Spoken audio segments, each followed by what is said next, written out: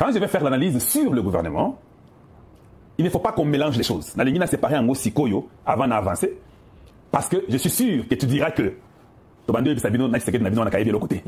non. Avant que tu dises ça, voilà pourquoi tu es en train de classer, pour dire que vous ne mélangez pas le deux.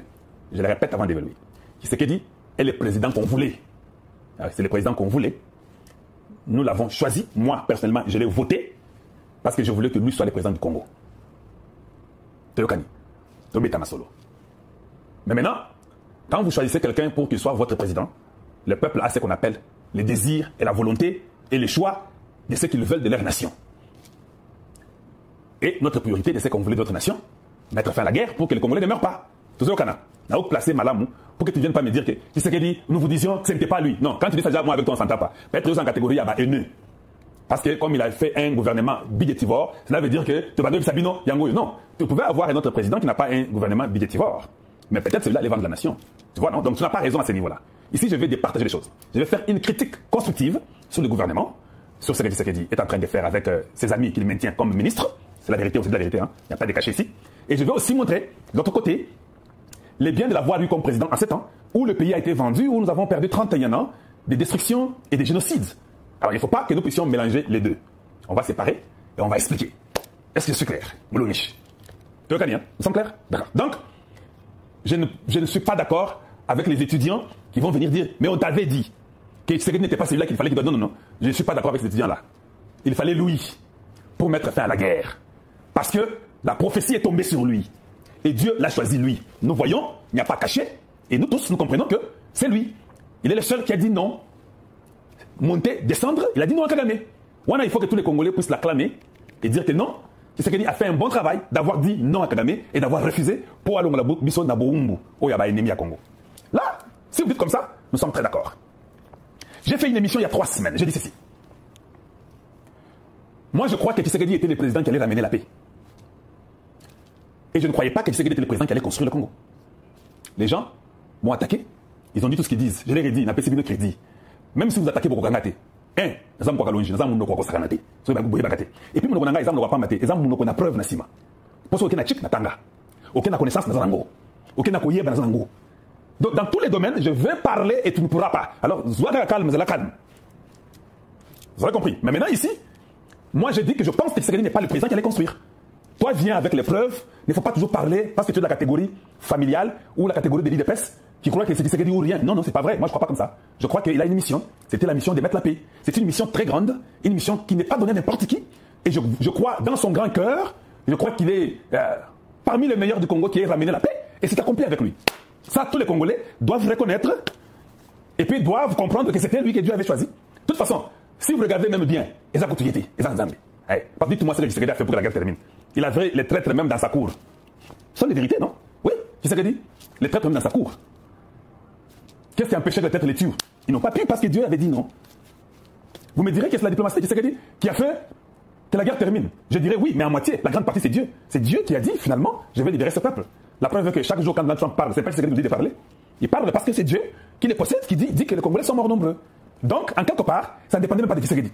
Je suis venu faire une émission. Encore, vous pouvez aller vérifier, tout ce que je dis est tellement agencé que vous verrez que j'ai dit ça. J'ai dit que ça ne dépendait ni de Kagame ni de Tshisekedi. Qui se rappelle de ça? J'ai dit que ça ne dépendait ni de Kagame ni de Tshisekedi. Donc, les Américains vont venir, que Tshisekedi dise oui ou qu'ils disent non. Que Kagame dise oui, qu'ils disent non. Mais ça va noter. Aujourd'hui, quand les Américains font tout même pour être sûrs que les M23 sont des terroristes et ils veulent shut down Kagame, qu'est-ce que Tshisekedi a fait? Mais je crois que c'est Dieu. Dieu a seulement touché ces peuples américains pour que ces peuples-là le fassent. Et cela doit se passer pendant que lui est président. Il a dit non. Il a été aussi touché par Dieu, par le Saint-Esprit.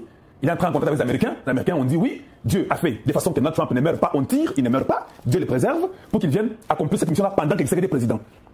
Même Trump, lui-même aussi, ça ne dépend pas de lui. N'est-ce pas, c'est Même Trump, ça ne dépend pas de lui. Il ne sait même pas ce qu'il dit.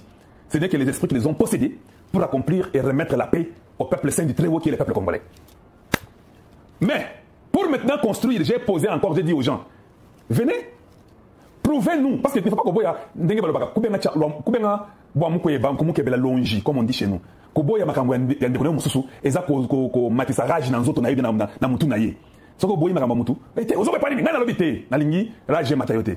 Prouver biso que Tshisekedi yenda ko construire le Congo. Soko prouver biso. To beti maboko to boya te. Mais avec les gouvernements qui a été permité, où on permit les gens, après 6 ans, je ne vois pas Tshisekedi faire ça. Ça, c'est moi. Je ne vois pas. Il n'y a pas moyen, je ne vois pas. Et je le considère exactement comme Moïse. Moïse, c'était un grand homme, comme Tshisekedi. Il a sorti les enfants d'Israël en captivité. Tshisekedi nous a sortis de la guerre. Nous l'aimons beaucoup, nous aimons Moïse. Mais Dieu a dit, toi, tu n'entreras pas. C'est fini. Oui, Dieu enlève son onction, il donne à qui il veut. Est-ce que Tshisekedi savait que Dieu mettrait l'onction sur lui pour qu'il soit président? Non, ça ne dépendait même pas de Tshisekedi. Donc à un moment donné, nous devons seulement accepter que non, 2028 arrive, on lui dit au revoir, prends aussi tes histoires avec tes amis que tu nommais, allez-y, c'est fini. Merci pour avoir été, c'est lui qui nous a ramené la paix. Mais pour construire là, on a besoin que Dieu nous donne un autre Josué, c'est lui qui va venir construire le Congo pour nous. Ça s'est dit de bon cœur, ça s'est dit avec, je l'ai dit avec douleur, si vous voulez comprendre. Parce que je voulais que ce soit lui qui devait construire. Je voulais que ce soit Moïse qui devait entrer en Israël. Parce que c'est lui qui a souffert avec eux chez Pharaon. Pharaon qui était Kagame. Il a tout fait. Il a ramené la paix. Nous avons même dit que Torozom se lève à Néo Balié, on va donner 4 ans, et puis on change la constitution. On va changer la constitution. Mais lui, à quoi t'étais? Tu sous tension, tu sous estomac, tu as mot de tête. Le peuple congolais a tellement souffert qu'on ne veut plus un plus. Non, on ne veut plus. Or, le peuple, il a souffert, il est dans la pauvreté, il veut voir un espoir naître où la vie des simples citoyens changer, être transformée. Mais si ça n'arrive pas, il n'y a que les amis du chef, il n'y a que les mêmes foutrons qui sont là, qui sont toujours aux affaires pendant 6 ans. Non? Il faut être fou pour être fanatique. Ce n'est pas de l'orgueil. Hein? Ce n'est pas ce qu'on dit. Ce qu'on dit, c'est prouve sur le terrain. C'est ce qui se transmet. Oh, bitumbe sili, bitumbe ko sila na Tshisekedi to betele maboko to sale monima munene. To pese pe kombo aéroport, na kombo soki ya nini alingi to pesa. Kasi en 2028, non, on lui dit au revoir. Nous voulons Josué. Josué qui pourra maintenant comprendre nos soucis. C'est comme si Tshisekedi est sourd aux soucis des Congolais. C'est comme lui, ceux qui se battent sont les uns, qui se battent pour la nation. Et à la fin, vous donnez les bénéfices à ceux qui vous entourent. Donc dans ce pays de 150 millions, il n'y a que les mêmes individus qui peuvent rentrer et occuper les postes. Non. Je pose la question. Je prends un simple ministre. Ce ministre-là occupe un poste à un département donné. Vous le permettez. Pourquoi vous l'avez permis? That's the question. Vous l'avez permis parce qu'il a bien travaillé.